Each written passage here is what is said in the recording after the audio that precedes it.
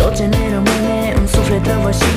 Când prietenul cel bine joacă farse, trebuie sărim la vorbe grele. Când totul s-a sfârșit, strigăm, avem doar lacrimi și degetele arse. Ne-am ars când am crezut un joc de minciună conceput. Ne-am îngropat vise, speranțe într-o falsă prietenie. Am sădit sensul vieții în prietenul cel bunul laudat, acum e stins, aruncat. Nu mai pot să crezi, am observat că tot ce-a fost bun pot să pierzi. Aș vrea să pot să spun acum că am un prieten care e bun. Sunt legată la lanțuri și nu pot să nici cum s-a ales că un praf lacrimi, strigă-te neștire. Am rămas doar eu, tu nu, sunt doar eu cu mine. Singura privire,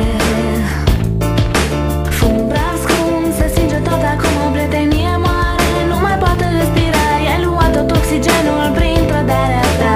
N-are rost să plângi, un regret n-ar mai conta. Stop, spin, plâng cu lacrimi de sânge. Ploaie de lacrimi din vânt mănâncă tot din mine. Cazi pe pământ împinsă de o falsă prietenie.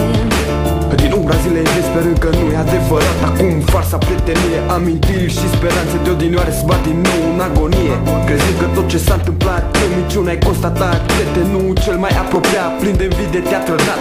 Și-a vrea să fie iertat, dar n-ai putut. Acel moment ne însemna pășim fi trecut pe alea din închisoarea vieții au evadat. Imagine-ne de strambă, sete, sare cu amar ce dau lacrimile. Acuza că se îmbrățișa cu aceleași iluzii vei bătrâne. Am trecut multe de mii de ori, porțete impregnate în fiori. Să nu apari, nu te voi ajuta să zbori. Fum praf scund, se stinge tot acum, o prietenie moare. Nu mai poate respira, i-ai luat tot oxigenul prin trădarea ta.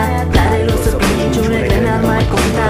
Stop, spin, plâng cu lacrimi de sânge. Ploaie de lacrimi din vânt mănâncă tot din mine. Cazi pe pământ